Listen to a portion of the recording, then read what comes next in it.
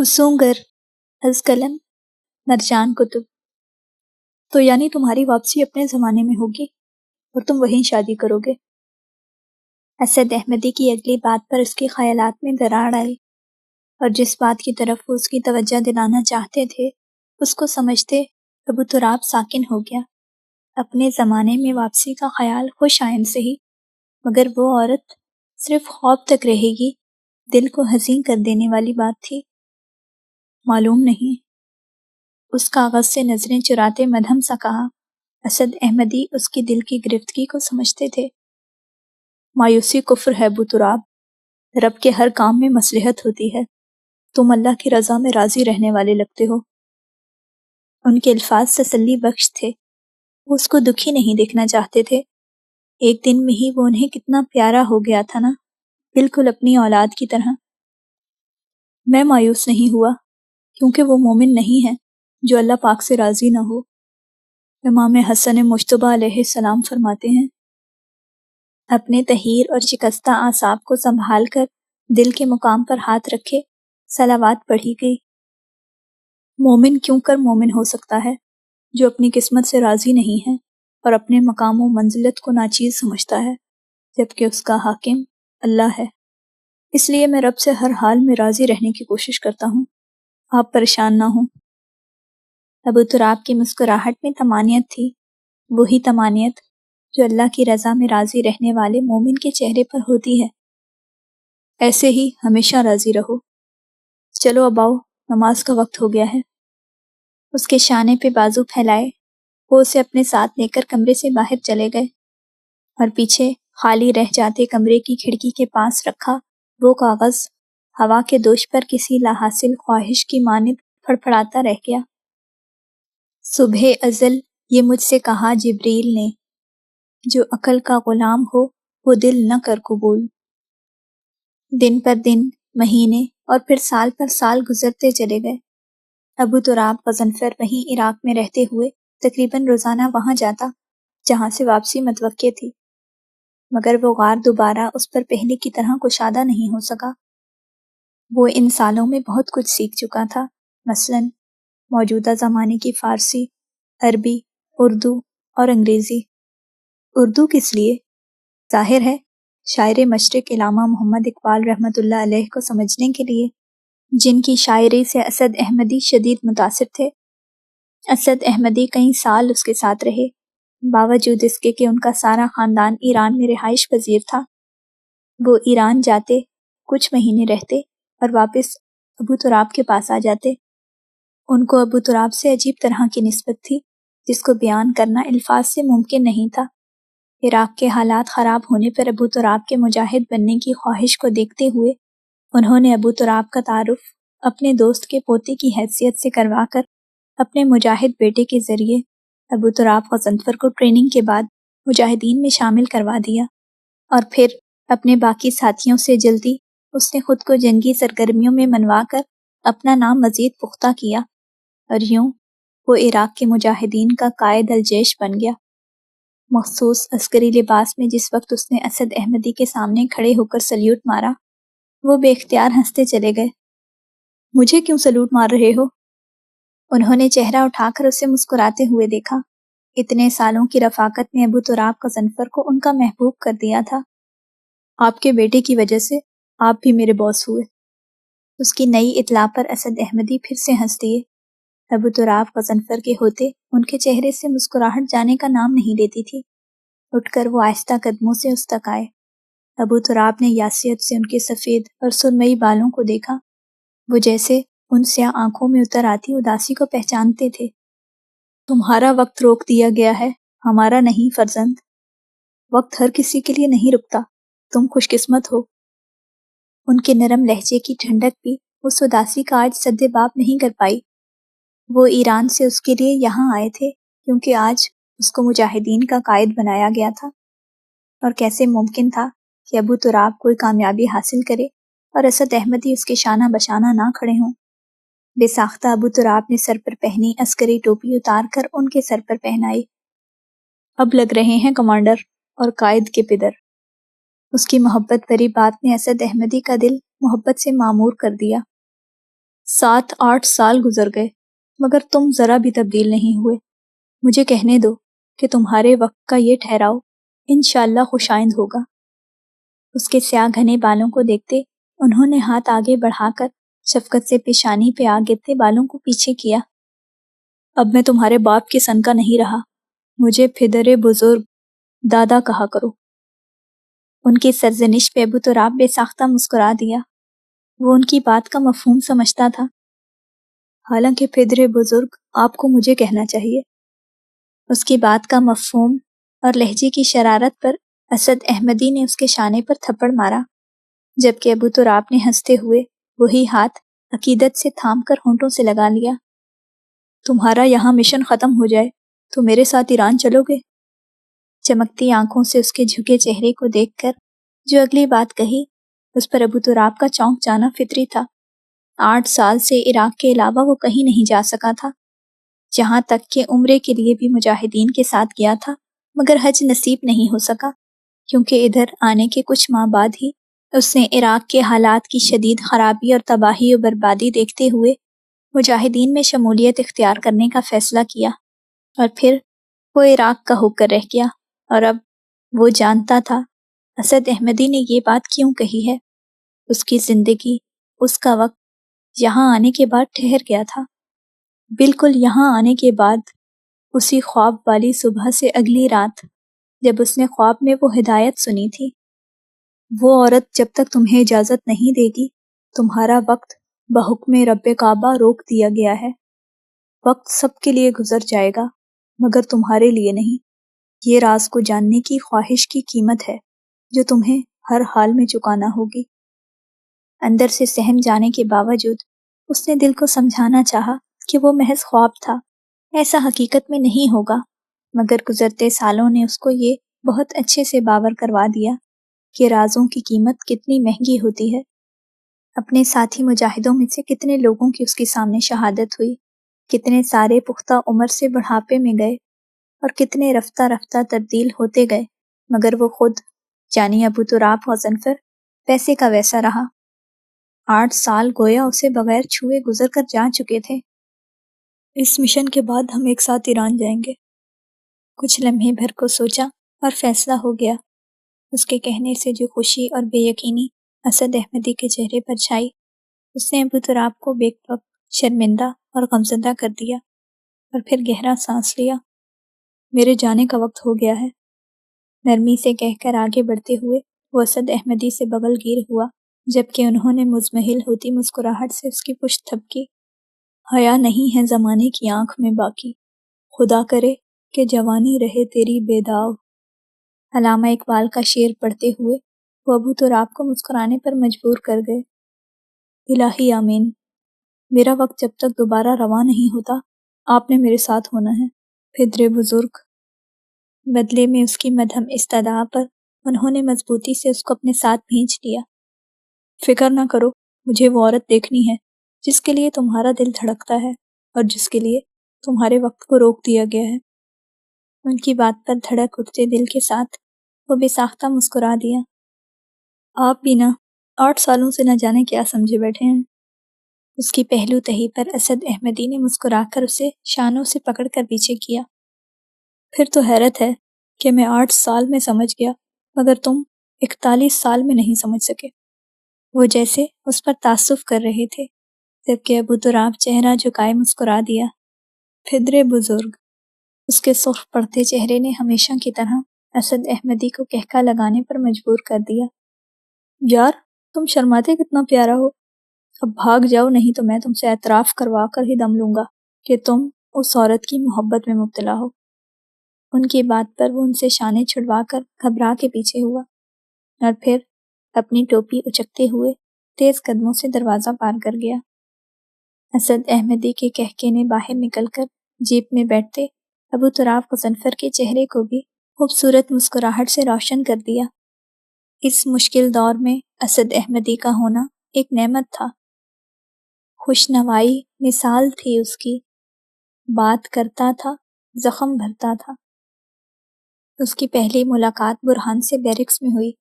وہ اس کا ماتحت ہونے کے باوجود اپنی خوش اخلاق طبیعت کے باعث اسد احمدی کی طرح ایک ہفتے میں ہی اس سے گھل مل گیا۔ گو کہ احترام دونوں جانب قائم رہا اور صرف برہان ہی زیادہ بے تکلف ہوتا تھا، مگر وہاں ایک مہینہ رہتے ہوئے اس کی ساری مشقیں کرنے والے تمام مجاہدین سے بہت اچھی سلام دعا ہو گئی۔ آج بازار جانے کی باری آپ کی ہے۔ اندر آتے برہان کی یاد دہانی کروانے پر کتاب پر کچھ لکھتے ہاتھ تھمے، گہرا سانس لے کر خود کو یاد کروایا کہ آج بازار والی جگہ پر پیٹرولنگ کی اس کی ڈیوٹی ہے۔ جزاک اللہ، تم نے مجھے یاد کروایا۔ برہان کے علاوہ باقی سب سے وہ عربی میں بات کرتا تھا، کیونکہ ظاہر ہے عراق ایک عرب ملک ہے جس کی زبان عربی ہے، جبکہ برہان نے پڑھائی تک کی زندگی ایران میں گزاری اور اب عراق میں مجاہد کی حیثیت سے 2 سال سے تھا۔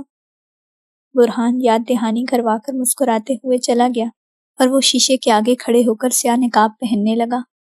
اچھی طرح چہرہ ڈھانک کر باہر نکلا اور کچھ دیر بعد اس کی جیپ مین بازار میں پیٹرولنگ کر رہی تھی۔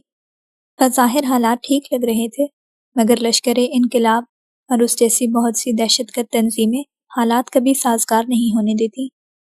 آخری راؤنڈ لگانے کے بعد جیپ پارک کر کے اس کے قدم بازار کی جانب تھے۔ شہر کا رش والا بازار، جہاں لوگوں کی آمد و رفت کم ہونے میں نہیں آتی، شر پھیلانے کے لیے دہشت گردوں کی من پسند جگہ ہوتی ہے۔ پشت پر ہاتھ باندھے وہ آہستہ قدموں سے چلتے ہوئے بہت باریک بینی سے ہر چیز کا جائزہ لے رہا تھا اور سب کے سلام کا سر کے اشارے سے جواب دیتا ہوا آگے بڑھ رہا تھا۔ واپس رکھو اسے در نجف۔ وہ سیلی آواز پر آگے بڑھتے قدم بے جان ہو کر ٹھہرے۔ لینے دینا مما، اپنے لیے تھوڑی لے رہی ہوں۔ نروٹھی سی آواز پچھلی بار کی طرح کسی بچی کی نہیں بلکہ لڑکی کی تھی، اور یہ آواز اس کی سماعتوں سے کبھی جا نہیں سکی تھی، تو وہ کیسے آگے بڑھتا؟ ابو تراب غضنفر نے آگے قدم بڑھانے چاہے، مگر ایسا ممکن نہیں ہو سکا۔ یہ نام اس سے منسوب نہ ہوتا تو کیا اس جیسا با اختیار شخص ایسے ساکن ہو سکتا تھا؟ یہ آواز خوابوں کو آباد رکھنے والی عورت کی نہ ہوتی تو اس کا دل متوجہ ہوتا۔ کچھ بستی کے بچوں کو دوں گی، وہ پڑھنا چاہتے ہیں مگر کوئی ان کی مدد نہیں کر رہا۔ وہ دلکش آواز وہی تھی جس نے اسے رونے میں سہولت دی تھی۔ کیا وہ صحیح سن رہا ہے؟ سٹال سے کچھ اٹھائے وہ لڑکی معلوم نہیں کس سے مسلسل تکرار کرتے ہوئے الٹے قدموں پیچھے ہٹ رہی تھی۔ ابو تراب نے چاہا کہ سائڈ پہ ہو جائے کیونکہ وہ اب اس سے ٹکرانے والی تھی، مگر اس کے قدم گویا زمین نے پکڑ رکھے تھے۔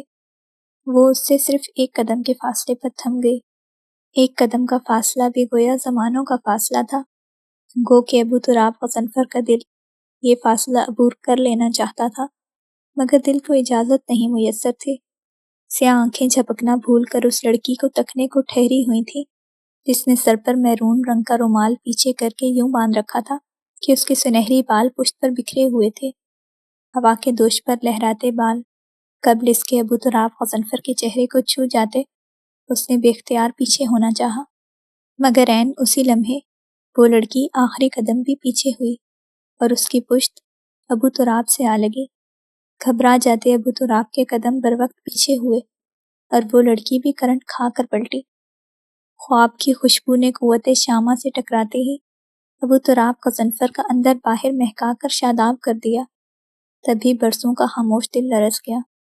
سامنے کھڑی لڑکی حیرت سے وہی آنکھیں پھیلائے سامنے ساکت و جامد کھڑے مرد کی سیاہ معصوم آنکھوں میں جھانک رہی تھی، جن آنکھوں نے ابو تراب غضنفر کو ایک زمانے سے اپنا اسیر کر رکھا تھا۔ 41 سال! صدیوں کا ادراک بھلائے دل کے نہا خانوں سے اسد احمدی کی صدا بلند ہوئی اور اعتراف ہو گیا کہ ابو تراب غضنفر واقعی ان آنکھوں سے محبت میں مبتلا ہے جن کو دیکھو تو یوں لگے جیسے سورج گہرے پانیوں میں غروب ہو رہا ہے۔ اس نے سانس لینے کی کوشش کی مگر نہیں لے سکا۔ کیسے لے سکتا تھا جب خواب مجسمے صورت سامنے آ کھڑا ہو جائے، وہ بے انت چاہی گئی آنکھیں حقیقت ہو جائیں۔ I'm so sorry، آپ ٹھیک ہیں؟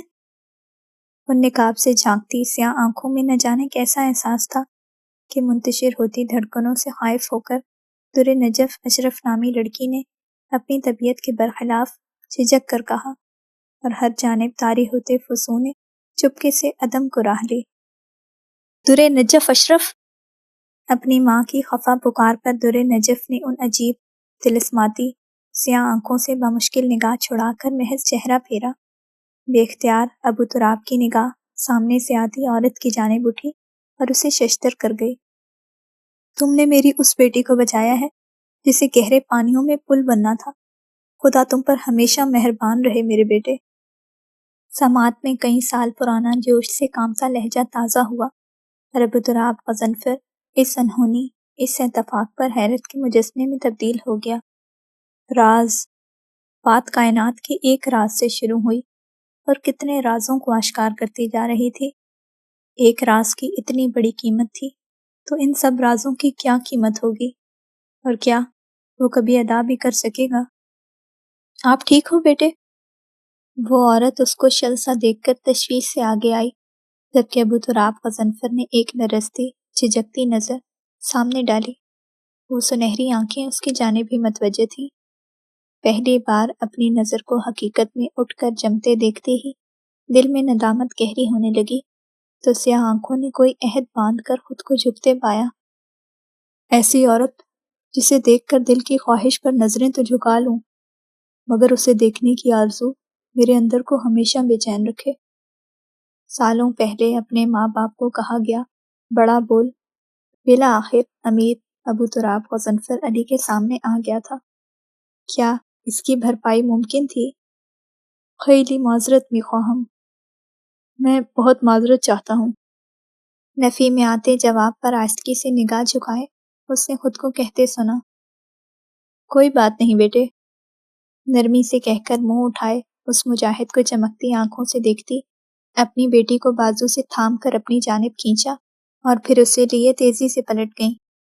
چہرہ جھکائے کھڑے رہ جاتے ابو تراب غضنفر کے گرد بازار کا معدوم ہوا شور واپس لوٹ آیا۔ ایک لمحہ، دوسرا لمحہ اور پھر تیسرا لمحہ، سیاہ آنکھیں بے اختیار آہستگی سے اٹھیں اور عین اسی لمحے اپنے ماں کے ساتھ گھسیٹی جاتی در نجف نے بھی پلٹ کر دیکھا۔ دو سنہری اور دو سیاہ آنکھیں فاصلے کے باوجود یوں چار ہوئیں کہ دو دل لرز کر دھڑک اٹھے۔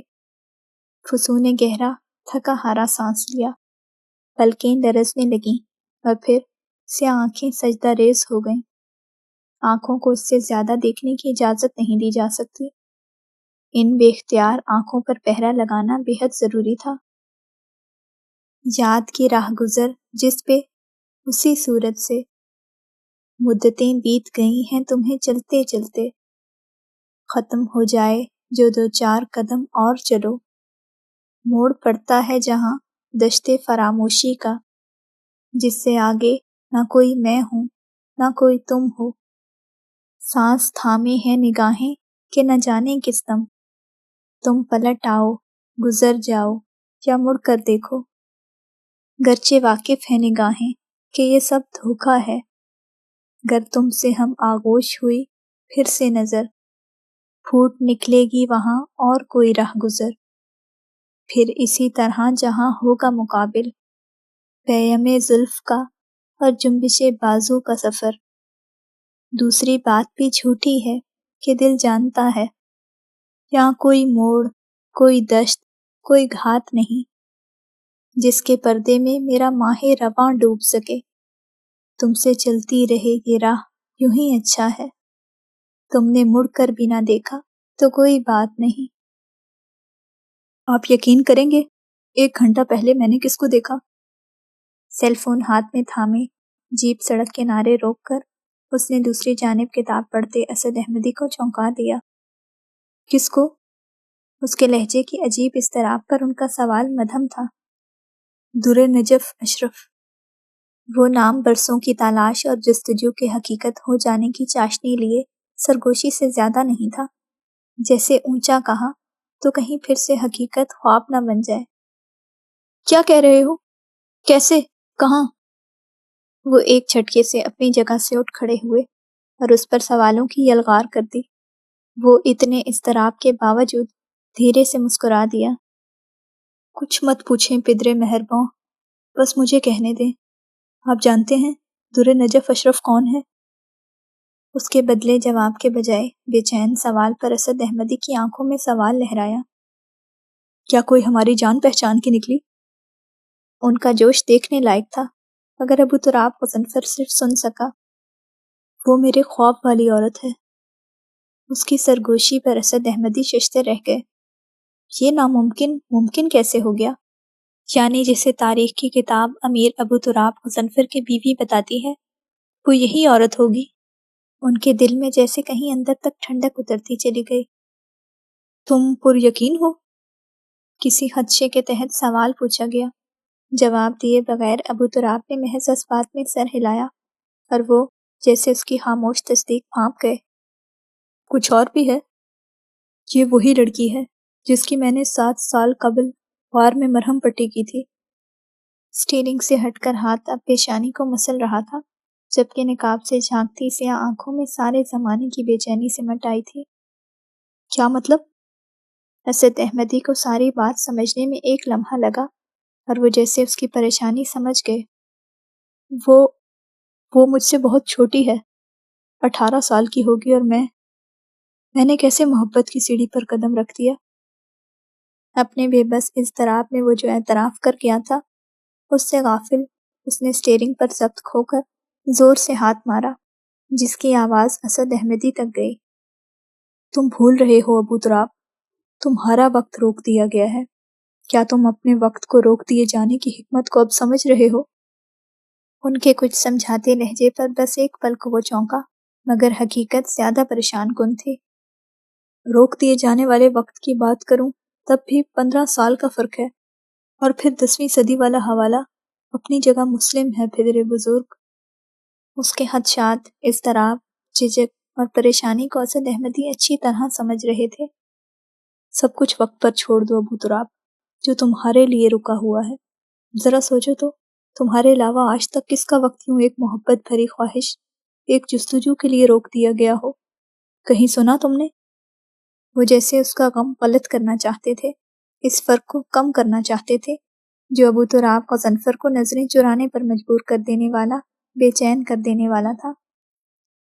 مجھے نہیں لگتا میں اپنی خواہش پر مزید قائم رہ سکوں گا۔ مجھے دستبردار ہونے پر مجبور نہ کر دیا جائے۔ چند پل کی خاموشی کے بعد وہ جیسے کسی نتیجے پر پہنچ گیا، اور اس بات کا مفہوم سمجھتے اسد احمدی گہرا سانس لے کر رہ گئے۔ خواہش سے دستبردار ہوا جا سکتا ہے ابو تراب، محبت سے نہیں۔ یاد رکھو، وہ تمہاری وقت کے قید سے آزاد محبت ہے۔ اس کی وجہ سے تم یہاں ہو، اس کی وجہ سے کائنات کا اتنا بڑا راز تم پر آشکار کیا گیا ہے۔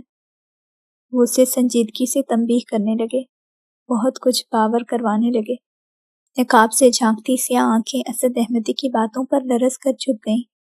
وہ ان کی کسی بات کی نفی کرنے کی جرت نہیں کر سکا، جسے انہوں نے بھی صاف محسوس کر لیا۔ علامہ اقبال کی ایک نظم یاد آ گئی ہے، کہو تو سناؤں؟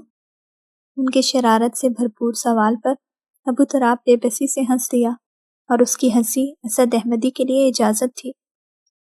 مجنون نے شہر چھوڑا تو صحرا بھی چھوڑ دے، نظارے کی ہوس ہو تو لیلا بھی چھوڑ دے، واعظ کمال ترک سے ملتی ہے یا مراد، دنیا جو چھوڑ دی ہے تو عقبہ بھی چھوڑ دے، تقلید کی روش سے تو بہتر ہے خودکشی، رستہ بھی ڈھونڈ خضر کا، سودا بھی چھوڑ دے، ماند خامہ تیری زباں پر ہے حرف غیر، بیگانہ شے پہ نازش بیجا بھی چھوڑ دے، لطف کلام کیا جو نہ ہو دل میں درد عشق، بسمل نہیں ہے تو تڑپنا بھی چھوڑ دے، شبنم کی طرح پھولوں پہ رو اور چمن سے چل، اس باغ میں قیام ماں سودا بھی چھوڑ دے، ہے عاشقی میں رسم الگ سب سے بیٹھنا، بت خانہ بھی حرم بھی کلیسا بھی چھوڑ دے، سودا گری نہیں یہ عبادت خدا کی ہے،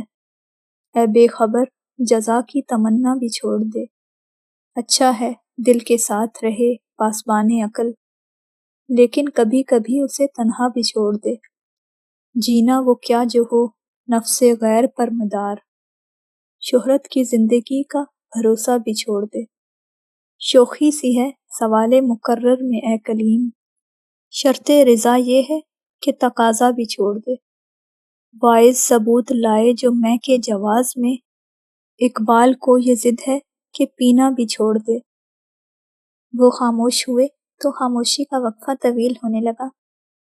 جو 8 سال سے میری نفی کرتے آ رہے ہو، آج نہیں کرو گے؟ ان کے سوال پر سانس روک کر بیٹھے ابو تراب کا پیشانی مسلتا ہاتھ پہلو میں آ گرا۔ اس بات کی میں مزید نفی نہیں کر سکتا۔ آپ ٹھیک کہہ رہے ہیں۔ وہ جیسے زندگی کے اتنے سالوں میں پہلی بار یوں بے بس ہوا تھا کہ دل گھٹ کر رہ گیا۔ اسد احمدی دوسری جانب دھیرے سے مسکرا دیے۔ اپنے کندھے اور چہرہ اٹھاؤ ابو تراب، تم جیسا بہادر جنگجو آسانی سے ہتھیار نہیں پھینک سکتا۔ اگلی بات چوکنا کر کے رکھ دینے والی تھی۔ کیا مطلب؟ اس کا سوال اب بھی آہستہ تھا۔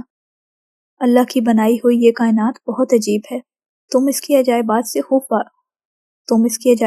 خوب واقف ہو، جانتے ہوگے کہ ایک چہرے اور نام والے کئی لوگ تمہیں مل سکتے ہیں، کچھ میں مماثلت ہوتی ہے تو کوئی ہو بہو وہی، تو دھوکہ مت کھانا، ہتھیار مت ڈالنا، تمہارا وقت بہت قیمتی ہے۔ وہ بالکل باپ کے جیسی شفقت لیے اسے حالات کی سنگینی سے واقف کر رہے تھے۔ آپ صحیح کہہ رہے ہیں، آپ ہمیشہ مجھے مایوسی کے گرداب سے بچا کر امید کے کنارے سے لگا دیتے ہیں۔ وہ ان کا دل سے مشکور و ممنون تھا، اور یہ بات اسد احمدی بخوبی جانتے تھے۔ مجھے یہ سن کر ہمیشہ کی طرح بہت خوشی ہوئی۔ وہ دھیرے سے مسکرا دیے۔ تم مشن پر فوکس رکھو اور اپنے دل پر اپنی گرفت مضبوط رکھنا۔ ان کی مدھم نصیحت نے ابو تراب کے چہرے کی رنگت تبدیل کر دی۔ مولا علی علیہ السلام فرماتے ہیں، دل بغاوت کرتا ہے، اسی لیے پروردگار نے اسے پسلیوں کے پنجرے میں قید کر رکھا ہے۔ اس طرح آپ نے اپنے پر سمیٹ لیے کہ وہ فرمان ایسا تھا کہ جس نے ابو تراب غضنفر کو دوبارہ سے سیدھی راہ دکھا دی۔ کال کاٹتے ہی اس کا ہاتھ بے دم ہو کر گھٹنے پر آ گرا۔ سیٹ کی پچھ سے ٹیک لگاتے ہی آنکھوں کے آگے وہی منظر پھر سے زندہ ہو گیا۔ وہی آنکھیں جن کے لیے وہ ہر جانب خوار ہو کر بھٹکتا پھر رہا تھا، سامنے آئیں بھی تو یوں کہ دل پر مزید بوجھ آ گرا۔ زندہ رہنے کی کوئی سبیل باقی بچتی نظر نہ آنے پر اس نے ان اندر تک اترتی آنکھوں سے نگاہیں چرا کر تھکاوٹ سے چور آنکھیں کھول دیں، اور فیصلہ ہو گیا۔ روک سکتا تھا کسی کو، مگر جانے دیا۔ مجھ میں کوئی مر رہا تھا، میں نے مر جانے دیا۔ خواب تھا آنکھوں میں میری، میں نے آنکھیں کھول دیں، اور اس خوشبو کو سارے میں بکھر جانے دیا۔ رفتہ رفتہ دل کو دنیا کی ہوا راس آ گئی، رفتہ رفتہ ہم نے اپنا زخم بھر جانے دیا، اور اب وہ لوگ میری راہ کی دیوار ہیں جن کو میں نے اپنے اندر سے گزر جانے دیا۔ شام کوئی دل سے ہو کر جا رہا تھا آفتاب، ہم نے دیکھا ایک نظر اور جانے دیا۔ تم چلو، میں پیچھے سے کور کروں گا۔ برہان کو آگے چلنے کا کہہ کر اس نے قدم واپسی کو موڑے، اور تبھی اسے پتھروں اور کچرے کے ڈھیر کے پاس زخمی بکری کا بچہ نظر آیا۔ تیز قدموں سے ادھر ادھر دیکھے بغیر اس تک آیا۔ معصوم بچے کیسے زخمی ہو گئے؟ دھیرے سے کہتے ہوئے وہ ایک گھٹنا ٹکا کر زمین پر بیٹھ گیا، اس بات سے غافل کہ 2 شوق مند سنہری آنکھیں مخالف سمت سے اسے ہی دلچسپی سے دیکھ رہی ہیں۔ میں برا انسان نہیں ہوں۔ بکری کے بچے کو بھدک کر پیچھے ہوتے پا کر اس نے اسی نرمی سے کہا۔ سنہری آنکھوں والی لڑکی نے مسکراہٹ چھپانے کو ہاتھ ہونٹوں پر رکھ لیا۔ آ جاؤ، پٹی کرتا ہوں آپ کی۔ اس نے پھر سے پچکارنا چاہا، مگر وہ سخت سہمی ہوئی تھی۔ پریشانی سے ابو تراب نے چہرہ اٹھا کر ارد گرد دیکھا کہ شاید اس کی ماں یہیں کہیں ہو، اور جو ہی چہرہ پھیرا، دیوار کے ساتھ کھڑی لڑکی کی جانب ایک پل کو نظر اٹھ کر لرزی، اور پھر ابو تراب غضنفر نے ان سنہری آنکھوں میں مسکراہٹ مچلتے دیکھ کر نظریں واپس بلا کر جھکا لیں۔ ایسے تو آپ پٹی کر چکے، جانور انسان کی زبان نہیں، اس کا خلوص محسوس کرتے ہیں۔ سفید گول دامن گھٹنے تک آتی قمیض اور کھلی گھیر دار سیاہ شلوار کے ساتھ اس نے آج بھی سر پر ویسا ہی سیاہ سکارف پہن رکھا تھا۔ بال اس وقت کھلے ہوئے نہیں، سیاہ ربن میں بندھے تھے جنہیں گردن سے پیچھے جاتے اسکارف نے ڈھک رکھا تھا۔ ابو تراب کی سرسری نگاہ بہت تیزی سے واپس پلٹ کر آئی اور پھر وہ خاموشی سے بکری کے بچے کو دیکھنے لگا، جسے 2 ہاتھ بڑی نرمی سے سہلا کر خود سے قریب کرنے کے بعد اپنے حلقے میں لے چکے تھے۔ اب کرے میمنے کی ٹانگ کی پٹی۔ اس مسکراتی آواز پر ابو تراب نے بے ساختہ چہرہ اٹھایا۔ سیاہ آنکھوں کے اٹھنے پر سنہری آنکھوں میں ڈھیروں مسکراہٹ آبسی۔ بکری کے بچے کو اردو زبان میں میمنہ کہتے ہیں۔ وہ سمجھی شاید اسے میمنے کی سمجھ نہیں آئی۔ سیاہ آنکھیں جھک گئیں اور بغیر کچھ کہے ابو تراب کا ہاتھ بے ساختہ اپنی جیب تک گیا کہ کچھ ایسا ملے جس سے پٹی کر سکے، مگر ناکامی کا سامنا کرنا پڑا۔ اس کے خالی ہاتھوں کو دیکھ کر سامنے بیٹھی میمنے کو نرمی سے سہلاتی لڑکی نے کچھ سوچا اور پھر اپنا ہاتھ پیچھے لے جا کر پشت پر بندھے سنہری بال آگے کیے، جو چہرہ جھکا کر تشویش سے میمنے کی ٹانگ دیکھتے چہرے سے قبل اس سے مس ہوتے گھبرا کر ابو تراب غضنفر نے سر پیچھے کر کے چہرہ مخالف سمت پھیر لیا۔ بالوں سے ربن اتارتی لڑکی کے ہاتھ ساکن رہ گئے اور وہ کیا ٹھہری، پاس کی ہوا نے بھی دم سادھ لیا۔ قدرے پیچھے ہوتا ابو تراب خود پر ٹھہری نظریں محسوس کر سکتا تھا، مگر دوبارہ نگاہ اٹھانے کی غلطی نہیں کی۔ سامنے بیٹھی لڑکی سانس روکے اس نقاب میں لپٹے چہرے کو دیکھ رہی تھی، جس کی صرف سیاہ گھنی بھویں، جھکی آنکھیں اور سجدہ ریز پلکیں نظر آ رہی تھیں۔ میمنہ درد سے کراہا، تبھی ایسے میں مزید سنہری ہوتی لڑکی کے گرد گھیرا تنگ کرتا فسوں چناکے سے ٹوٹ گیا۔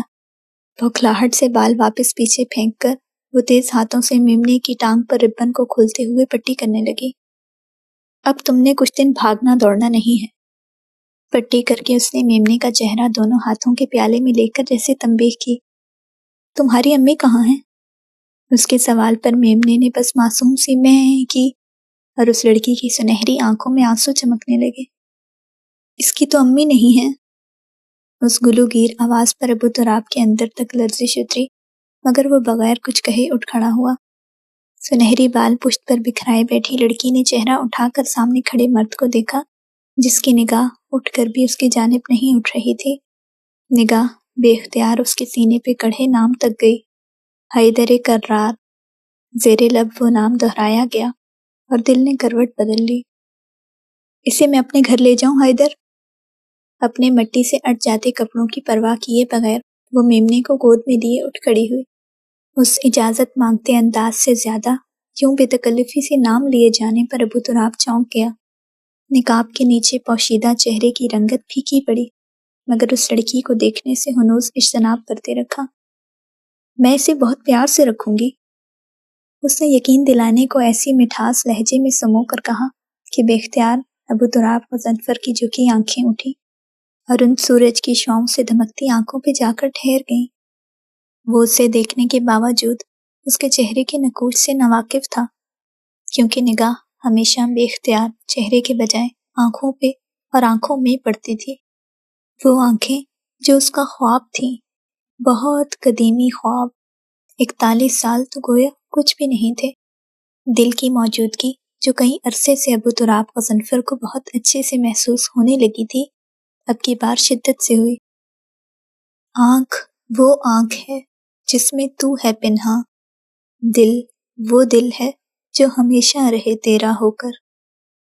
صرف ایک لمحے یعنی 1 سیکنڈ اور پھر ابو تراب غضنفر کی نگاہیں جھک گئیں اور ان آنکھوں کا پھر سے جھکنا سامنے کھڑی لڑکی کی آنکھوں کو چمکنے پر مجبور کر گیا۔ آپ رکھ سکتی ہیں، 4 مختصر سے لفظ کہہ کر وہ مضبوط قدموں سے آگے بڑھ گیا۔ 4 مختصر سے لفظ کہہ کر وہ مضبوط قدموں سے آگے بڑھ گیا۔ ہوا کے دوش سے اڑتے سنہرے بالوں والی لڑکی خود کو بے اختیار پلٹ کر دیکھنے سے نہیں روک سکی۔ وہ آنکھیں جنہوں نے اس کو اپنی جانب بڑی شدت سے متوجہ کیا تھا، بغیر پلٹے منظر سے جا چکی تھیں۔ گہرا سانس لے کر جیسے اس نے دل پر طاری ہوتی اس بے نام عجیب سی کیفیت کو جھٹک کر نظریں جھکا کر اس میمنے کو دونوں ہاتھوں میں اٹھا کر آنکھوں کے سامنے کیا اور مسکرا دی، مگر دل کے کسی نہا خانے میں سر اٹھاتی کیفیت کا سدباب نہیں ہو سکا۔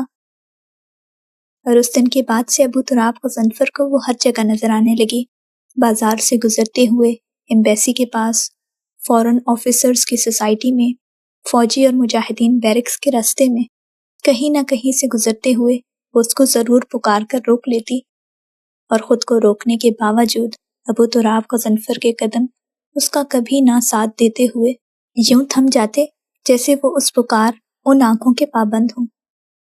چمکتی آنکھیں، کھنکھناتا لہجہ کسی کو بھی مائل کر لیتا، مگر ابو تراب غضنفر نے گویا اپنی نگاہوں کو سخت تنبیہ کر کے خبردار کر رکھا تھا۔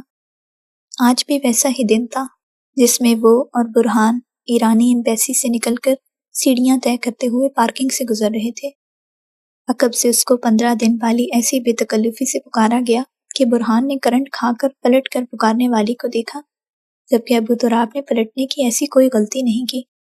پھر سے اس کو متوجہ نہ پا کر بھاگتے قدم اس کے عین سامنے آ رکے۔ برہان نے ناپسندیدگی سے اس چھوٹی لڑکی کو گھورا۔ اپنے سے بڑوں کو نام سے نہیں پکارتے، چھوٹی لڑکی۔ برہان کے ٹوکنے پر اس چھوٹی لڑکی نے خفگی سے برہان کو دیکھا۔ کیوں؟ آپ کو کیا مسئلہ ہے؟ وہ برہان پر چڑھ دوڑی۔ حیدر سر آپ سے 15-16 سال بڑے ہوں گے۔ برہان کی اطلاع پر سنہری لڑکی نے چونک کر سامنے کھڑے آدمی کو دیکھا جو اب بھی سیاہ نقاب میں تھا اور آج بھی اسے نہیں دیکھ رہا تھا۔ نظر جھکی ہوئی مگر چہرہ اور سر اٹھا ہوا، تھمتی نظر جھجک گئی۔ یہ مجھ سے 15 سال بڑے ہوں یا 1000 سال، میں ان کو حیدر ہی کہوں گی۔ سنبھل کے کہتے اس لہجے میں کچھ ایسی بات تھی کہ ابو تراب غضنفر کو جھکا رکھی آنکھیں اٹھا کر اسے دیکھنا پڑا، مگر ان ہر دم مسکراتی آنکھوں میں دیکھتے ہی تیزی سے نگاہوں کا زاویہ بدلا، اور قبل اس کے برہان بھی کچھ کہتا ابو تراب نے اس کو ایک نظر دیکھ کر مزید بحث سے روک دیا۔ آپ یہاں؟ اس کا جملہ مکمل نہیں ہو سکا۔ در نجف اشرف؟ چند قدم دور سے آتی نسوانی آواز کو ابو تراب پہچانتا تھا۔ برہان نے پلٹ کر آواز کی سمت دیکھ کر اس چھوٹی لڑکی کو دیکھا۔ آ رہی ہوں امی۔ فارسی کے بجائے اس نے اردو میں سیڑھیوں پہ کھڑی ماں کو پکارنے کے ساتھ ہاتھ سے بھی تسلی دی۔ آپ کا نام در نجف اشرف ہے؟ برہان کے مؤدب انداز اور لہجے کے احترام پر در نجف اشرف نامی لڑکی نے بامشکل مسکراہٹ روکی۔ میرا نام سن کر بڑے بڑے لوگ سیدھے ہو جاتے ہیں۔ لہجے کا تفاہت دیکھنے لائق تھا اور وہ بالکل صحیح کہہ رہی تھی۔ برہان اس بات سے انکار نہیں کر سکا۔ اور آپ اس احترام کا ناجائز فائدہ مت اٹھائیں۔ سنجیدہ سرد تنبیہ سائڈ سے آئی اور مسکراتی در نجف اشرف کو برف کے مجسمے میں تبدیل کر گئی۔ برہان نے بے یقینی سے ابو تراب غضنفر کو دیکھا۔ اس کی بے یقینی جائز تھی، وہ ہر دم نرم بولنے والے شخص کا لہجہ نہیں تھا۔ اس کی بے یقینی سے بے نیاز ابو تراب اس کے برابر سے جیسے ہی آگے بڑھنے لگا، نجف صدمے سے نکل کر اس کے سامنے آ کھڑی ہوئی۔ یہ اتنا غیر متوقع تھا کہ بوکھلا جاتے ابو تراب کو اپنے آگے بڑھتے قدم بر وقت روک لینے پڑے۔ معافی مانگی مجھ سے۔ سختی سے حکم جاری کیے جانے پر ابو تراب نے چونک کر چہرہ اٹھایا، مگر ان آنکھوں میں تیرتی نمی ابو تراب غضنفر کا دل پوری قوت سے سکڑ کر پھیلا۔ وہ آنکھیں جو خوابناک تھیں، ان آنکھوں میں آنسو دیکھنا دل کی آزمائش ثابت ہوا۔ لب بھینچ کر اس نے بمشکل نگاہ جھکائی۔ میں نے کہا معافی مانگے مجھ سے۔ اب کے لرزتا لہجہ بلند ہوا۔ ابو تراب کو اس لہجے کی لرزش اتنی شدت سے محسوس ہوئی کہ اعصاب جھنجھلا اٹھے۔ کئی لوگوں نے اس اونچی ہوتی آواز پر چہرے پھیرے۔ سیڑھیوں پر کھڑے ہو کر اپنی بیٹی کی جانب دیکھتی ماں کو تشویش لاحق ہوئی اور پھر وہ بوکھلا کر نیچے اترنے لگی۔ میں آپ تک اس میمنے کی خیریت اور سلامتی بتانے کے لیے آتی رہی ہوں، اور آپ نے کانپتی آواز نے اس کو اپنا جملہ مکمل کرنے نہیں دیا۔ جھکا رکھے چہرے والے ابو تراب غضنفر کو اپنی آنکھیں سختی سے میچ لینی پڑی۔ وہ اپنے جملے کی سختی سے واقف تھا۔ معافی مدھم بات مکمل نہیں ہونے دی گئی۔ خیلی معذرت میخواہم۔ میں بہت بہت معذرت چاہتا ہوں۔ اس کے جھکے سر، جھکی آنکھوں کو دیکھتے ہوئے سامنے کھڑی در نجف اشرف کی سنہری آنکھوں میں آنسو وہیں ٹھٹر گئے۔ در نجف؟ اس کی ماں مسلسل اسے پکارتے ہوئے قریب سے قریب تر آ رہی تھیں، مگر وہ جھک کر اٹھتے چہرے کو ساکت و جامد دیکھ رہی تھی۔ نگاہ سیاہ جھکی پلکوں سے ہوتے ہوئے اس شخص کے سینے پہ کڑھے نام حیدر کرار تک گئی اور اس نے اپنے دل کی دھڑکن کو کانوں میں آ کر دھڑکتا محسوس کیا۔ ادھر ادھر سے کئی آ رہی ہیں آوازیں، اور اس کا دھیان بہت تپاک چاہتا ہے۔ حیدر سر! سامنے آ رکتی جیپ میں بیٹھے فوجیوں میں سے ایک کی پکار پر ابو تراب اور برہان کے ساتھ در نجف نے بھی چہرہ پھیرا، اور تبھی در نجف نے اسے اپنے سامنے سے مضبوط قدموں کے ساتھ عسکری جیپ کی جانب بڑھتے دیکھا۔ قریب آ چکی سمیہ اشرف نے بغور بیٹی کے گمسم تاثرات کو دیکھا اور لمحے بھر کے لیے ساکن رہ گئی۔ در نجف! ماں کی پکار پر اس نے اسی کیفیت سے چہرہ پھیر کر انہیں دیکھا، اور اپنی بیٹی کے چہرے کے تاثرات دیکھتے ہی سمیہ اشرف ٹھٹک گئیں۔ کیا ہوا در نجف؟ وہ ہمیشہ اسے پورے نام سے پکارتی تھی، نہ درے نہ نجف، بس در نجف، اور یہ اس کے کانوں کو بھلا بھی بہت لگتا، مگر آج اس کا دھیان کہیں اور تھا۔ پتہ نہیں کیوں مجھے لگتا ہے میں نے ان کو کہیں دیکھ رکھا ہے۔ اس کی مدھم بڑبڑاہٹ سمیہ اشرف تک بھی گئی۔ کہاں؟ ان کا سوال برجستہ تھا۔ معلوم نہیں، بس ایسا محسوس ہوتا ہے میں نے اس شخص کو دیکھا ہوا ہے۔ اس کی پرسوچ آواز میں کوئی جذبہ سانس لے رہا تھا، جسے محسوس کرتے ہی لرز جاتی سمیہ اشرف کا بے ساختہ ہاتھ اٹھا اور آہستگی سے اسکارف والے سر پر جا ٹھہرا۔ سنہری گردش کرتی آنکھیں ماں کے متفکر کچھ خوفزدہ چہرے سے ٹکرا کر ساکت ہو گئیں۔ امی، یہ آدمی مجھے 1 مہینے سے لگاتار، مسلسل، ہر وقت اور ہر جگہ نظر آ رہا ہے۔ یہ مجھے کیوں اتنا واضح نظر آنے لگا ہے؟ ماں کی آنکھوں میں دیکھتے ہوئے اس نے ایسی دل گرفتگی سے سوال کیا کہ سمیہ اشرف کا سانس تھم گیا۔ وہی ہوا تھا جس کا مجاہدین کو خدشہ تھا۔ شہر کے سب سے بڑے بازار میں ہنگامی صورتحال۔ جس وقت مجاہدین کی دوسری گاڑی اطلاع ملنے پر پہنچی، اس وقت ہر جانب بھگدڑ مچی ہوئی تھی۔ جیپ کے رکتے ہی حکومتی فوجی تیزی سے بھاگتا ہوا ابو تراب تک آیا اور اسے سلیوٹ مارا۔ کیا حالات ہیں؟ اس کے سوال پر فوجی نے پلٹ کر شور مچاتے بازار کو دیکھا، جہاں یوں لگتا تھا قیامت آئی ہوئی ہے۔ لشکر انقلاب کے لوگوں کی بدماشی عروج پر پہنچی ہوئی ہے حیدر سر۔ اس کے لہجے کی تشویش پر ابو تراب نے لمحے بھر کو کچھ سوچا۔ ہمیں پہلے بازار خالی کروانا ہوگا، اور جو بھی عام نہتے آدمی کو مارتا یا ہراساں کرتا ہوا نظر آیا، میری اجازت ہے اس پر فائر کھول دینے کی۔ باقی ٹیم کو بھی بتا کرو۔ برہان نے جیپ کا پچھلا حصہ کھول کر اس کی جانب بندوق تھمائی، جسے لوڈ کر کے کہتے ہوئے اس نے برہان اور اس فوجی دونوں کو چونکا دیا۔ آپ کیا کہہ رہے ہیں سر؟ فوجی کا تفکر جائز تھا۔ کمانڈر سے میں بات کر لوں گا۔ ابھی جو قیامت یہاں مچائی گئی ہے، اس کے پیچھے جو بھی ہے، ایک ایک مجھے اپنی آنکھوں کے سامنے چاہیے۔ ان سیاہ آنکھوں کی سنجیدگی پر برہان اور فوجی نے اس بات میں سر ہلایا اور پھر تیزی سے اپنی بندوقیں سنبھالتے ہوئے کچھ قدم دور جیپوں کی جانب بھاگے، جبکہ ابو تراب بندوق کو تھامے تیز قدموں سے راستہ بناتا ہوا آگے بڑھنے لگا۔ کچھ ہی دیر میں مجاہدین اور فوج کو دیکھتے ہی لشکر انقلاب میں ہلچل مچ گئی، اور وہ لوگوں کو دھکے دیتے ہوئے بھاگنے لگے۔ اندھا دھند فائرنگ شروع کرتے ہوئے انہوں نے لوگوں کو مزید خوفزدہ کر دیا۔ سب لوگ چھپ کر بھاگتے بازار میں خود کو چھپانے کی تگ و دو میں لگ گئے۔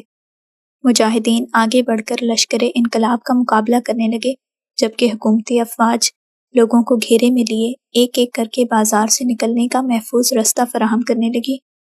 ایک دکان کی چھت پر بیٹھے بندوق بردار کا نشانہ لے کر کام تمام کرتے ہی ابو تراب جیسے ہی پلٹا، اس کے بجلی بھرے قدم تھم گئے۔ آنکھ کے آگے سے بندوق ہٹاتے ہوئے اس نے لشکر انقلاب کے ایک شخص کو ایک لڑکی اور بچی پر بندوق تانتے دیکھا۔ بچی کو گود میں اٹھائے گھبراہٹ سے بھاگتی لڑکی کے سر پر اسکارف موجود تھا۔ کسی احساس کے تحت وہ چند قدم بے اختیار آگے ہوا، اور تبھی وہ سائیڈ سے بھاگ کر اس کی جانب پلٹی۔ وہ لڑکی در نجف اشرف تھی۔ اس کی گود میں موجود 4-5 سال کی روتی بلکتی بچی سے ہوتی نظر نے جیسے ہی اس لڑکی کو لڑکھڑاتے پایا تو نگاہ اس کے پاؤں تک گئی، اور وہاں سے بہتے خون کو دیکھتے ہی سیاہ نقاب سے جھانکتی آنکھیں تحیر سے اپنے حجم سے پھیلیں۔ لڑکھڑاتی لڑکی کی ایک پلک اٹھتی سنہری آنکھیں سیاہ آنکھوں سے جیسے ہی جا ملیں، ابو تراب غضنفر نے بے اختیار بندوق اوپر اٹھا کر اپنی آنکھ کے آگے رکھ کر نشانہ باندھتے ہوئے ٹریگر دبا دیا۔ در نجف کے ہونٹوں سے چیخ نکلی اور دیوار کی اوٹ میں کھڑے شخص کے گردن میں گولی پیوست ہوتے ہی اسے زمین بوس کر گئی۔ رکتی سانس کے ساتھ نجف نے روتی بچی کی آنکھوں پر ہاتھ رکھ کر اسے دیکھا جو بندوق نیچے کیے تیز قدموں سے اس کی جانب بڑھ رہا تھا۔ ان سیاہ آنکھوں کی سختی اور سنجیدگی پر اس نے گھبرا کر نظریں پھیر کر ارد گرد خالی ہوتے بازار کو دیکھا۔ برہان! قریب آ رکتے شخص نے چہرہ پھیر کر کچھ قدم دور گرفتار ہوئے لشکر انقلاب کے بندوں کو وین میں بٹھاتے برہان کو اونچی آواز سے پکارا۔ اس کی گرج دار پکار پر جہاں نجف کا دل اچھل کر حلق میں آیا، وہیں برہان کے ساتھ سبھی مجاہدین اور حکومتی افواج نے اپنا کام ترک کر کے وہاں دیکھا۔ جی سر! برہان بھاگتا ہوا تیز قدموں سے اس تک آیا۔ بانو سے بچی لے کر والدین تک بحفاظت پہنچا کر آؤ۔ اس کے حکم پر برہان سر ہلا کر تیزی سے شل کھڑی نجف تک آیا اور روتی بچی اس کے ہاتھوں سے لے کر اپنے ساتھ لگائے چلا گیا۔ بچی کی آنکھوں پر رکھا در نجف کا ہاتھ بے دم ہو کر پہلو میں آ گرا۔ اس نے سامنے کھڑے ابو تراب غضنفر کو مزید 2 قدموں کا فاصلہ چھوڑ کر قریب آتے دیکھا۔ وہ نظر جھکائے سیاہ آنکھوں میں تشویش لیے اس کے زخمی پاؤں کو دیکھ رہا تھا اور پھر اسے ایک گھٹنا زمین پر ٹکائے نیچے بیٹھتے پا کر در نجف بوکھلا کر تیزی سے ایک قدم پیچھے ہوئی۔ کیا کر رہے ہیں آپ؟ 2 دن پہلے کی اس کی سخت بات وہ یقیناً بھولی نہیں تھی۔ تبھی 1 مہینے سے ہر روز ہر جگہ اس کو ڈھونڈ کر روکنے والی نے 2 دن منظر سے غائب ہونے میں ہی عافیت جانی۔ جواب دیے بغیر ابو تراب نے پلٹ کر پیچھے دیکھا مگر سارے مجاہدین اپنے کاموں میں مصروف تھے۔ برہان کے علاوہ وہ کسی سے بھی فیور نہیں لیتا تھا اور آج کا دن تو ویسے ہی اتنی پریشانی لیے آیا تھا۔ آپ کے پاس زخم پر باندھنے کے لیے کوئی کپڑا یا رومال ہوگا؟ چہرہ اٹھائے بغیر اس نے نرمی سے کہا۔ نجف نے کچھ چونک کر اس کے جھکے سر اور اپنے پاؤں کو دیکھا اور پھر گلے میں لٹکا رکھے چھوٹے سے بیگ کو کھولا اور لمحے بھر کو ٹھہر گئی۔ آپ کے پاس ہے؟ خاموشی پر ابو تراب کو اپنا سوال دہرانا پڑا جبکہ در نجف نے چور نظر اپنے بیگ میں ڈالی۔ ہے تو مگر میں دوں گی نہیں۔ اس کے کہے جانے پر بھی ابو تراب نے چہرہ نہیں اٹھایا۔ آپ کے پاؤں سے خون نکل رہا ہے بانو۔ اس کے نرم لہجے پر اس کو اب جا کے کہیں اپنے پاؤں کا خیال آیا۔ بیگ کے اندر سے جھانکتا سفید رومال نکال کر ہاتھ میں پکڑا اور چند قدم مزید پیچھے ہو کے خود بھی صحیح گھٹنے پر زور دے کر نیچے بیٹھے اور رومال کو آنکھوں کے سامنے کیا۔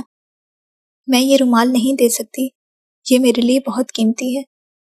اس مدھم لہجے پر ابو تراب نے ہلکا سا چہرہ اٹھایا اور نگاہ اس کے ہاتھ میں موجود سفید رومال کو دیکھتے ہی سیاہ آنکھیں لرز کر ششدر ہو گئیں۔ دل کی دھڑکن کہیں اندر تک مدغم ہوئی۔ یہ رومال تو اس کے لیے بھی بہت قیمتی تھا، وہی رومال جو اس کی پیاری مادر کرامی نے حج پر جانے سے قبل اس کے لیے بنوایا تھا اور اس نے 8 سال پہلے ایک زخمی 10 سالہ بچی کے زخم پر باندھا تھا۔ ابو تراب کی نگاہ بہت آہستگی سے رومال سے ہوتے ہوئے رومال تھامنے والے کی انہی سنہری آنکھوں تک گئیں جن کو دیکھتے ہوئے زندگی گزارنے کی خواہش ابو تراب غضنفر نے اپنے والدین کو بتائی تھی۔ آپ کے پاؤں سے خون نکل رہا ہے۔ دل پہ گھیرا تنگ کرتی کیفیت کو جھٹک کر اس نے آہستگی سے کہا، میں نہیں دوں گی، یہ مجھے بہت پیارا ہے۔ صرف کہا ہی نہیں گیا، اس نے تیزی سے رومال یوں بیگ میں ڈالا جیسے سامنے موجود حیدر کرار اس سے چھین لے گا۔ یہ چلے گا؟ چھوٹا سا کوئی دوسرا کپڑا نکال کر اس کے سامنے لہرایا اور ابو تراب غضنفر بغیر کچھ کہے لے کر اس کے پاؤں کے انگوٹھے پر لپیٹنے لگا۔ ہلکی سی ہوتی جلن کو نظر انداز کیے در نجف کی نگاہ اوپر اٹھی اور سامنے بیٹھے شخص کی پشت پر ترچھی لٹکتی بندوق کو دیکھتے ہی لمحے بھر کے لیے ساکن ہو گئی۔ نگاہ کے سامنے بندوق کے بجائے تلوار کا دستہ لہراتے ہی اس کی آنکھوں کو حیرت زدہ اور دل کو ششدر کر گیا۔ نہیں، ایسے کیسے؟ اس کی سوچ بے اختیار لڑکھڑائی۔ ایسے کیسے ہو سکتا ہے؟ اس نے اپنا دنگ کر دینے والا خیال، وہ مماثلت رد کرنی چاہی مگر یہ ممکن نہیں ہو سکا۔ مسلسل طاری خاموشی پر پٹی باندھ چکے ابو تراب نے سرسری سی نگاہ اٹھائی اور تبھی ساکت و جامد در نجف اشرف کا دل ان سیاہ گہرا راز منکشف کرتی اسرار میں لپٹی آنکھوں کو دیکھتے ہی عجیب یکسر نئے انداز میں سکڑ کر پھیلا۔ اس چہرے کے تاثرات اتنے ناقابل فہم تھے کہ ابو تراب غضنفر کو ہر خیال چھٹک کر اٹھ کھڑا ہونا پڑا۔ سفیر، جیپ یہاں لاؤ۔ اس کے اشارے پر سفیر نے جیپ اس کے پاس روکی اور چابی پکڑا کر باقیوں کے ساتھ ہو لیا۔ چلیں، آپ کو ایمبیسی چھوڑ دوں۔ پلٹے بغیر مدھم سا کہا، مگر جواب نہ آنے پر نہ سمجھی سے پلٹا، مگر چہرہ جھکانا پڑا۔ وہ ابھی تک وہیں بیٹھی نہ جانے کیوں اتنی بے یقینی سے اسے دیکھ رہی تھی۔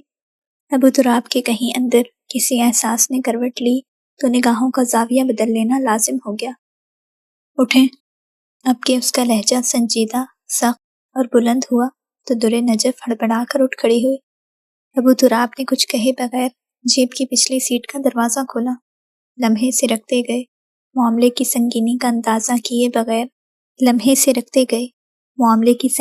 اندازہ کیے بغیر وہ ابو تراب غضنفر کے نیم رخ کو بے حد توجہ سے کھوجتی نظروں سے دیکھے گئی۔ بانو، اس کی پکار پر بوکھلا کر وہ تیزی سے اندر بیٹھ گئی۔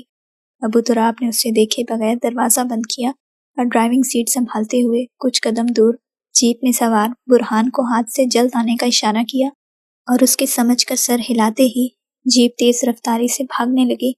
اسے پاکستانی ایمبیسی کا معلوم تھا، تبھی رستہ پوچھنے کی ضرورت ہی نہیں تھی۔ ایرانی ایمبیسی جانا ہے۔ اس کی مدھم گھبرائے لہجے پر ابو تراب لمحے بھر کو چونکا۔ پاکستانی ایمبیسی کیوں نہیں؟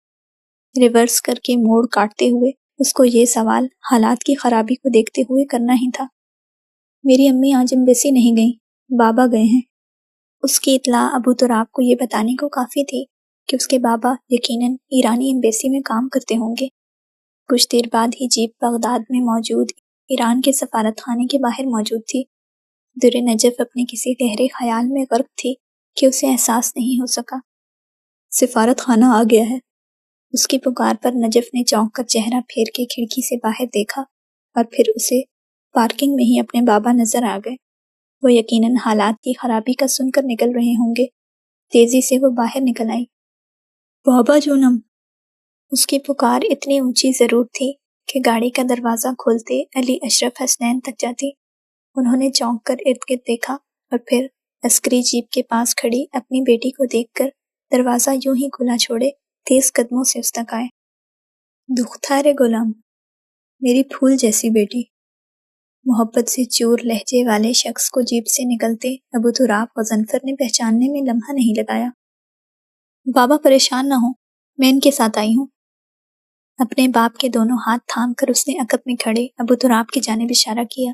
بیٹی کی خیریت یقینی بنا کر علی اشرف حسین نے بیٹی کی عقب میں مجاہدین کے لباس میں کھڑے شخص کو چونک کر دیکھا۔ مجاہدین کے مخصوص لباس میں سر اور چہرہ مکمل ڈھانکے کھڑے شخص کی روشن پیشانی اور چمکتی سی آنکھیں واضح تھیں۔ سلام۔ ان کو اپنی جانب متوجہ پا کر ابو تراب آگے بڑھا، جبکہ انہوں نے خوش دلی سے مسکراتے ہوئے اس کا بڑھا ہوا بازو تھام لیا۔ علیکم سلام۔ سلام کا جواب دیتے ہوئے وہ کچھ لمحے اس کو ناسمجھی سے دیکھتے رہے۔ مجھے اجازت؟ نرمی سے کہہ کر ابو تراب تیزی سے پلٹا کہ اس نے ان آنکھوں کی ناسمجھی کو بھانپ لیا تھا۔ پھسرم، گوش کون؟ بیٹے، بات سنو۔ ان کی پکار پر ابو تراب کو پلٹنا پڑا۔ تم مجاہدین کے قائد ہو؟ ان کے سوال پر ابو تراب نے خاموشی سے اس بات پہ سر ہلایا۔ میری بیٹی کو اگلے مہینے جانا ہے، کیا میں آپ کو کہہ سکتا ہوں کہ میری بیٹی کی کچھ دن حفاظت کریں؟ ان کے سوال پر ابو تراب غضنفر کی سی آنکھوں میں تحیر لہرایا۔ بہت معذرت سر، ہم پرسنل گارڈ نہیں، مجاہد ہیں۔ اس کی سنجیدہ بات میں وزن تھا۔ اس کے یوں سیدھے جواب پر در نجف کے چہرے پر خفگی چھائی، جبکہ علی اشرف حسین مسکرا دیے۔ میرا یہ مطلب نہیں تھا بیٹے، میں چاہتا ہوں کہ جب اس کے والدین ایمبیسی ہوں تو اسے بیرکس اور مشقی گراؤنڈز میں جانے کی اجازت مل جائے تاکہ… اپنے باپ کی بات در نجف نے مکمل نہیں ہونے دی۔ بابا! بوکھلا کر اس نے ان کا بازو کھینچا، جبکہ ابو تراب نے دوبارہ اس کی جانب نہیں دیکھا۔ اس کے لیے تو آپ کو کمانڈر سے بات کرنی پڑے گی۔ اس نے نہ حامی بھری نہ نفی کی۔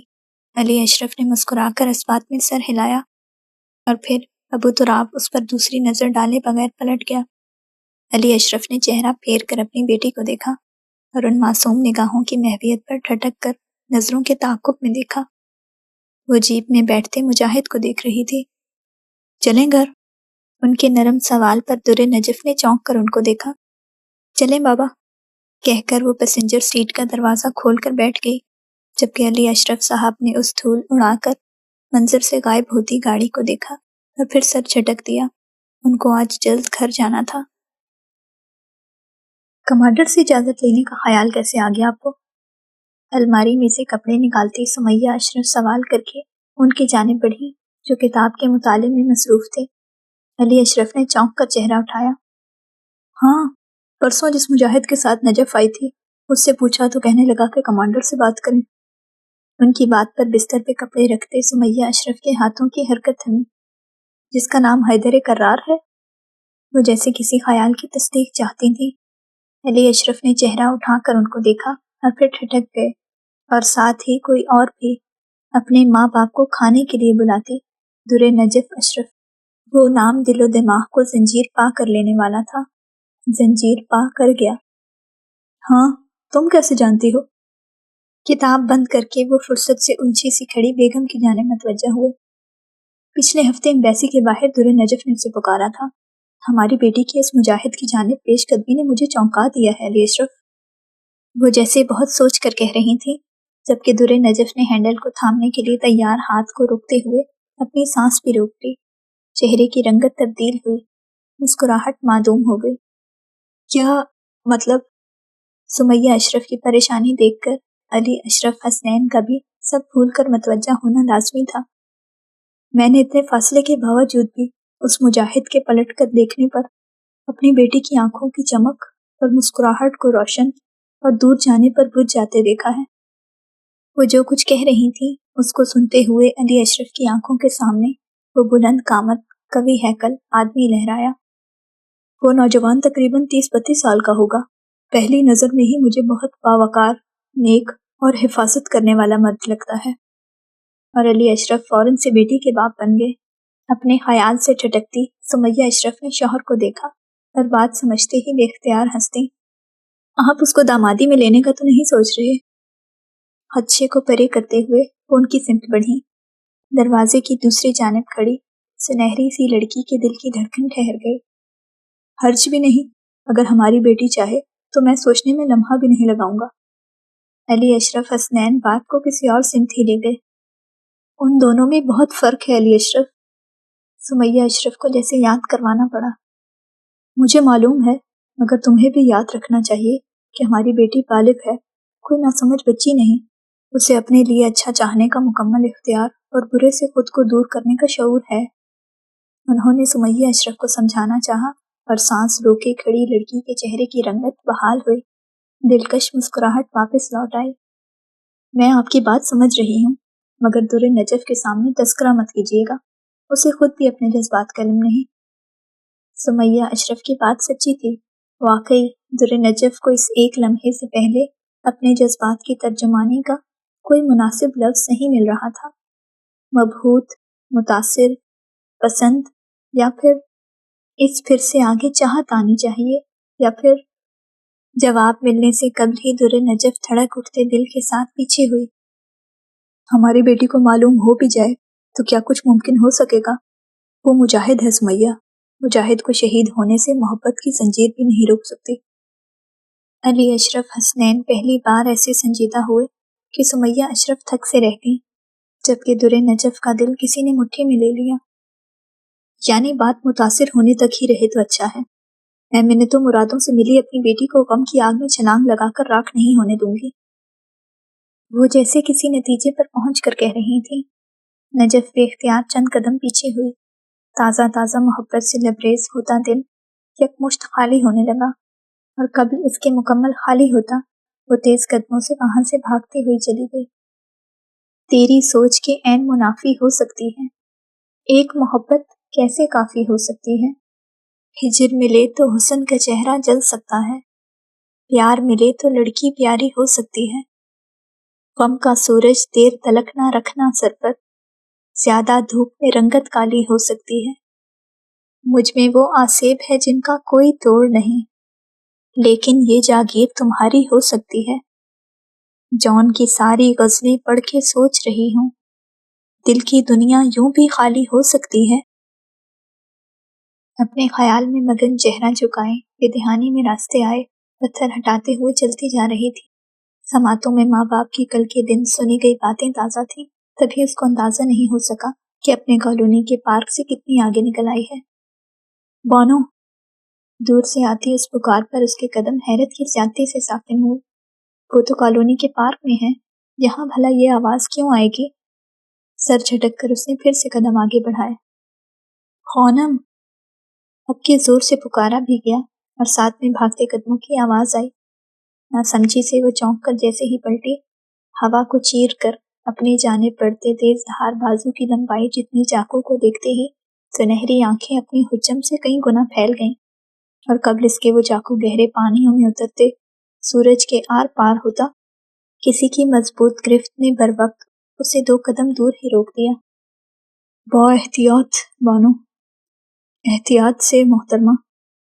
اس مدھم متفکر سرگوشی پر اس نے لرزتے دل کے ساتھ گہرا سانس لیا، اور تبھی اس کو اپنی آنکھوں کے سامنے موجود بند ہاتھ کی مٹھی سے خون کے قطرے گرتے نظر آئے۔ سنہری آنکھوں کو پھیلتے دیکھ کر سامنے کھڑے شخص کی نگاہ اپنے ہاتھ تک گئی، اور اس نے تیزی سے اپنا ہاتھ پشت پر کر لیا۔ آپ ٹھیک ہیں؟ چہرہ جھکائے زمین پر گرے خون کو یاسیت سے دیکھتی لڑکی نے اس سوال پر آنکھیں اٹھائیں، اور ان آنکھوں میں جمع پانی دیکھتے ہی ابو تراب غضنفر کو اپنی نظریں پھیر لینی پڑیں۔ وہ آنکھیں اس کے لیے امتحان تھیں۔ آپ کو ہم کب سے آوازیں دے رہے ہیں اور آپ؟ برہان نے اسے ڈانٹنا چاہا، مگر ابو تراب نے ہاتھ نیچے کرتے ہوئے اسے روک دیا۔ آپ کا خون نکل رہا ہے۔ لرزتی آواز پر ابو تراب اور برہان نے بیک وقت اس کے نیچے کو جھکے ہاتھ کو دیکھا، جس سے قطرہ قطرہ خون زمین پر گر رہا تھا۔ ان دونوں کے دیکھتے ہی در نجف نے عجلت میں بیگ سے رومال نکال کر بے اختیار ابو تراب کے چاقو کو تھام رکھے خون رنگ ہوتے ہاتھ پر رکھا، اور ایک جھٹکے سے پیچھے ہوتے ابو تراب نے گھبرا کر ہاتھ اپنی پشت پر کر لیا۔ لمحہ لگا اسے سنبھلنے میں۔ ان کو گھر چھوڑ کر آؤ۔ برہان کو نرمی سے کہہ کر وہ تیز قدموں سے چند قدم دور نصب خیمے کی جانب تیزی سے بڑھ گیا۔ نجف نے بے اختیار چہرہ پھیر کر اسے جاتے دیکھا، اور پھر ہاتھ میں تھام رکھے رومال کو، جس کی سفید کڑاہی کے کونے پر خون کا تازہ نشان لگ گیا تھا۔ یہاں کیا کر رہی ہو پیاری لڑکی؟ برہان کے سوال پر نجف نے واپس چہرہ پھیرا، آنسو کہیں آنکھوں میں ہی ٹھٹر گئے۔ آپ لوگوں کا مشقی گراؤنڈ یہاں تو نہیں تھا پہلے؟ اس نے رومال مٹھی میں تھامے پریشانی سے میدان کو دیکھا، جہاں کچھ قدم دور ہی فاصلے سے بڑے بڑے لکڑی کے گول ہدف نصب تھے، جو یہ بتانے کو کافی تھے کہ اب یہ میدان تیر اندازی، چاقو اندازی اور شوٹنگ کی مشقوں کے لیے مختص کر دیا گیا ہے۔ اب یہاں ہوگا کیونکہ پچھلی جگہ پر پناہ گزین کے لیے خیمے نصب کر دیے گئے ہیں۔ اس کی بات پر رومال پر لگے خون کے نشان کو دیکھتی نجف نے چونک کر برہان کو دیکھا۔ کون سے پناہ گزین؟ اس کا دل رک گیا۔ جو شہر حفاظت کے لیے خالی کروائے گئے ہیں، وہاں کے تمام لوگوں کو بغداد میں عارضی طور پر پناہ دی جائے گی۔ برہان نے اس کو اگلی بات بتاتے ہوئے پریشان کر دیا۔ یعنی لوگ اپنا سب کچھ چھوڑ کر ہجرت کر رہے ہیں؟ اس کے حیران سوال پر برہان نے تعصب سے اس بات میں سر ہلایا۔ در نجف کے چہرے کا رنگ تبدیل ہوا۔ حکومت ان کی رہائش کا انتظام کرے گی نا برہان اخی؟ اس کے متفکر سوال پر برہان نے اس کو دیکھا، جس کو نہ جانے کس بات کی پریشانی ہونے لگی تھی۔ جتنا ہو سکا کرنے کی کوشش کرے گی، لیکن کوئی کہاں تک کر سکتا ہے؟ اپنا گھر آخر اپنا ہی ہوتا ہے۔ برہان کی بات میں وزن تھا، مگر نجف نے بے چینی سے پلٹ کر اس خیمے کو دیکھا جہاں حیدر کرار گیا تھا، اور پھر میں آئی برہان کہہ کر تیز قدموں سے وہاں بھاگی۔ حیدر سر ڈانٹیں گے لڑکی!